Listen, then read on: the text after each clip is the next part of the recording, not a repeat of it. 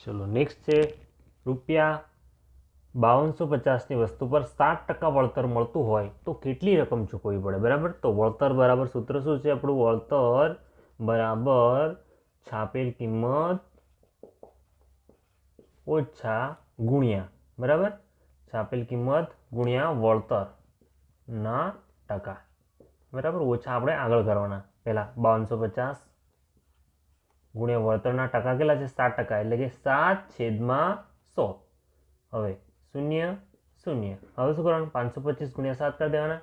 525 ગુણ્યા 7, 7 5 35, 3 7 2 14, 15 16 17, વધી આવશે 1, 7 5 35 ને 1 36, બરાબર. તો કેટલા થયા? 36/75 છેદમાં 10, એટલે કે 1 દશાંશ ચિહ્ન કાપી કાઢવાનું અહીંયા, એટલે કેટલા મળશે આપણને?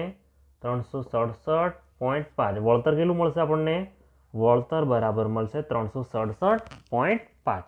ચલો હવે આ શેમાંથી બાદ કરી દેવાના?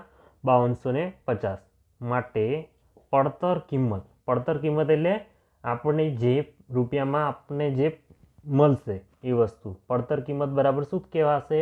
તો છાપેલી કિંમત, છાકી એટલે કે છાપેલી કિંમત ઓછા વળતર, બરાબર. છાપેલી કિંમતમાંથી વળતર બાદ કરી દેવાનું. તો 5250 ઓછા વળતર કેટલું મળ્યું આપણને? 367.5. તો આપણે કેટલા ચૂકવવા પડશે? 4882.5.